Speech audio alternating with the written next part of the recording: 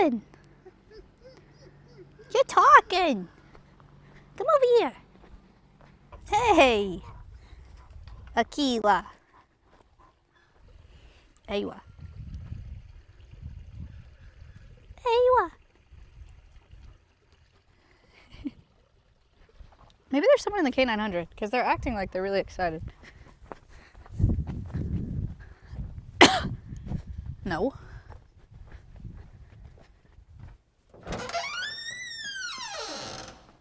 There is not. What do you think is going on? Akila.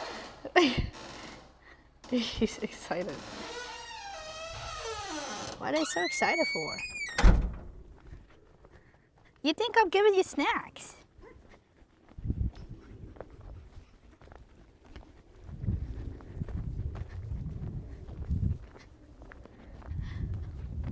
Go, go, go.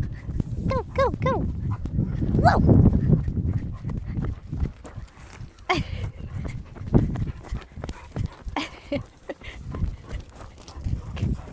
Good boy. Wow. Whoa.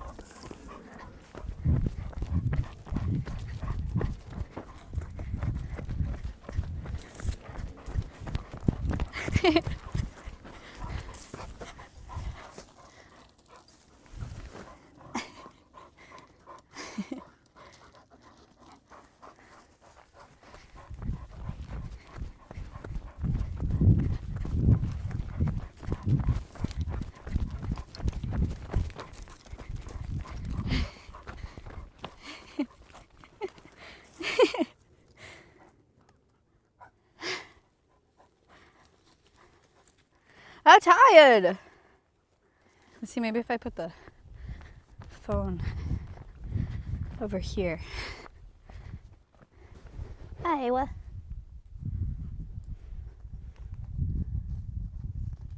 Hi. He thinks I've got treats because this is where they do training.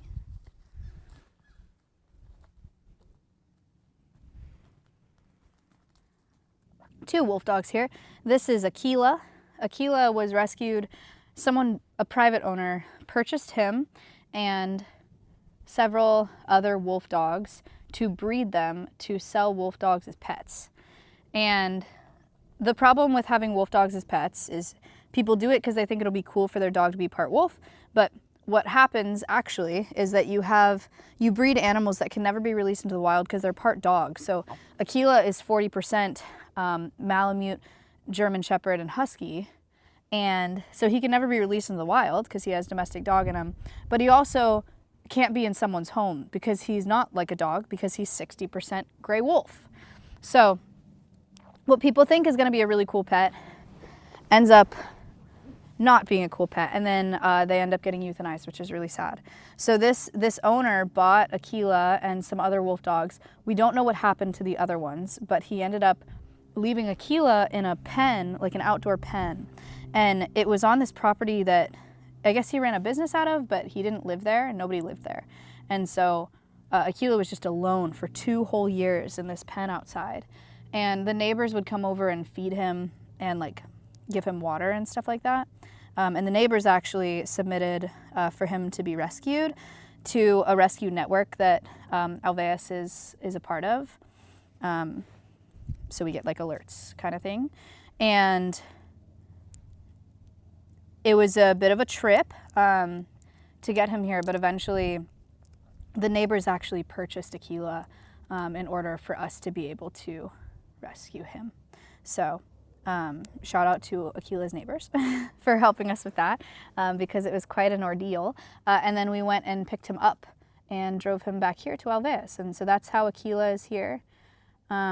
His situation was really sad before. He had terrible diarrhea and his pen was never cleaned.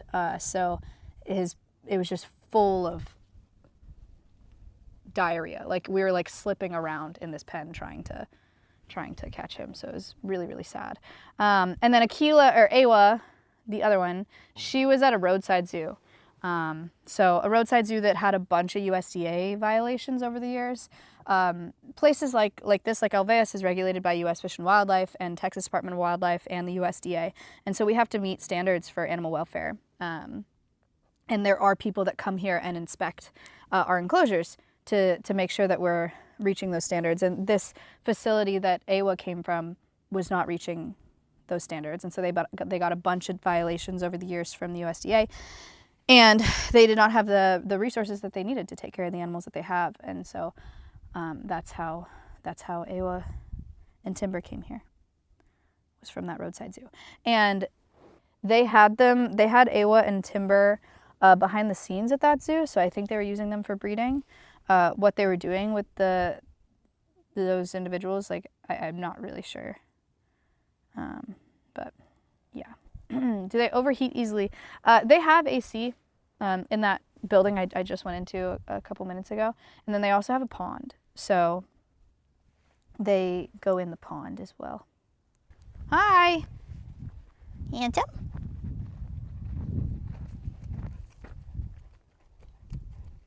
Hello!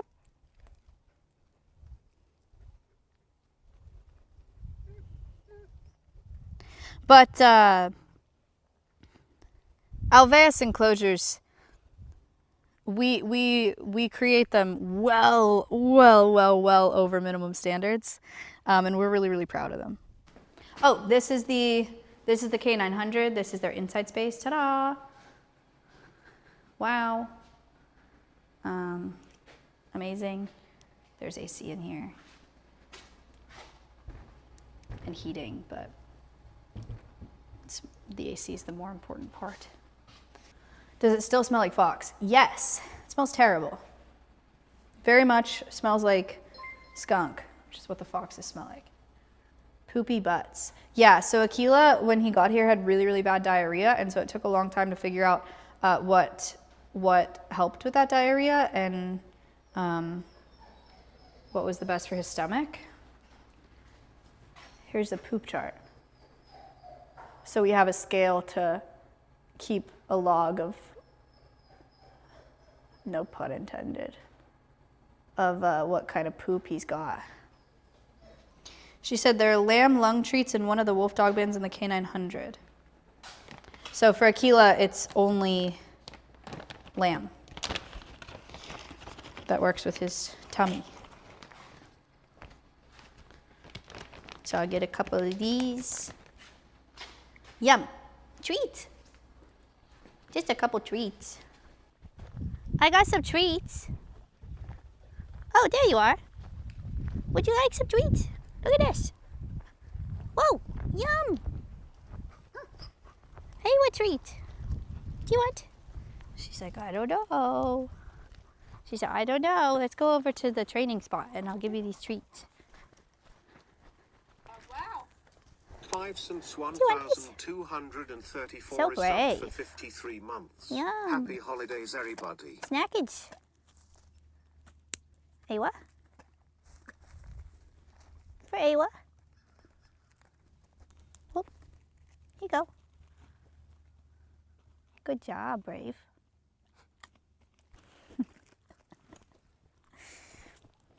Here, Akila. Akila. Wow. Snackage.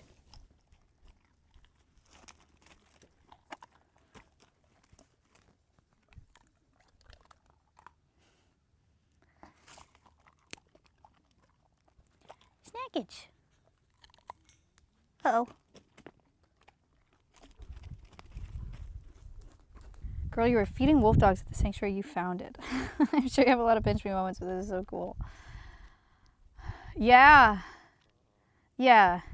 Sometimes actually, this is an interesting role that you guys play in my life in like a weird collective way. Sometimes it's hard to feel like proud and like actually really understand everything that I've done here. And because you guys are so nice, one of the ways that I have like those fleeting kind of pinch me, like, wow, we've really done a lot here moments, is I just like RP as one of y'all. I'm like, how do they see me and how do they see Alveus? And then I have moments where I'm like, wow, yeah, no, we've really done a lot here. But I'm only able to do that because you guys are like so nice, you know, like you guys are so nice to me and the staff here, and you guys are so supportive of Alveus. And so if I'm ever like not feeling celebratory enough, like after something happens, like after like the Pixel Project 1, you know, or like the announcement of Ari, I really have to like, literally I just RP. I'm like, okay, I have to like imagine being one of y'all and seeing what Alveus is and how proud you guys are of it. And I'm like, okay, that's how proud that I should feel right now. It helps me a lot. I've actually given that advice to quite a few people. 2 more snacks. Akila, come here. They look very healthy. Thanks. Shout out Animal Care. Awa had a physical with the vet, and they did a voluntary. This stuff is sitting here. So they can, this is a syringe with a toothpick in it. So they can practice voluntary injections training. So Animal Care will have Awa and Akila come up here for training, and they'll lay down, and Shruti will stick this through and poke them. And that way they can practice getting a shot. And they did such a good job with that for Awa's actual physical with the actual vet, they did a voluntary injection of a sedative to knock Awa out, and then they were able to do the entire physical on Awa, and then they gave her the reversal, and it was like less than an hour that she was out and got her entire physical, and she got blood work and everything that she needed done, and then just got the reversal for that medication, and then was back up and running like nothing happened. That is the absolute dream, like the least stressful vet visit that you can have. So shout out to Animal Care staff for making that happen and doing such a great job. And Awa's physical was spectacular, by the way. Her body condition's perfect. Her blood work came back perfect.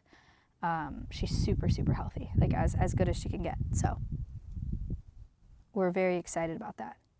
You guys have a syringe lying around? Yeah, no. So this is not this will never be used to administer medication. This is not a sterile, obviously. It's stuck in a bush, and it's a dirty toothpick. It's just a practice tool, so they get the feeling of a shot. Do you have your own vets? We have an exotic veterinarian on retainer here. So she doesn't work here full time.